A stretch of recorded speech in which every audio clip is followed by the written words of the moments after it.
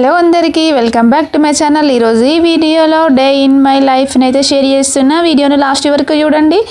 మేమైతే మార్నింగే చెట్టుకున్న వంకాయలన్నీ తెంపేసినాము. ఒక్కటే చెట్టుకు ఎన్ని వంకాయలు వెళ్ళినాయి అంటే చూడండి ఒకసారి. అయితే వంకాయ చెట్టు ఇంటి దగ్గర పెట్టుకుంటేనైతే ఈజీగా గ్రో చేసుకోవచ్చు. మంచి వెజిటేబుల్ అయితే ఎలాంటి కెమికల్ లేకుండా వెజిటేబుల్ని అయితే హార్వెస్ట్ చేసుకోవచ్చు సరిపడాన్ని. సో ఫుల్ వంకాయలు అయితే వెళ్ళినాయి. ఒక్క చెట్టుకే ఇన్ని వంకాయలన్నీ వెళ్ళినాయి అన్నట్టు.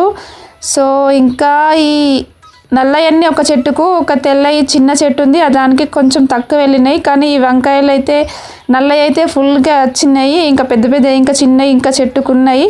సో మా కర్రీ అయితే ఆ రోజు కాకరకాయ కూడాను. కాకరకాయ చేదు లేకుండా వండుకోవాలంటే కొంచెం సాల్ట్ కలిపి కట్ చేసిన ముక్కలకు ఒక 10 minutes పక్కన పెట్టి తర్వాత ఇట్లా ప్రెస్ చేసుకున్నట్లయితే వాటర్ అంతా బయటకు వెళ్తే దాంతో చేదు అనేది అయితే అస్సలు ఉండదు. పిల్లలు కూడా ఇష్టంగా తింటారు. ఇట్లా చేసుకున్నట్లయితే తప్పకుండా అందరూ ట్రై చేయండి.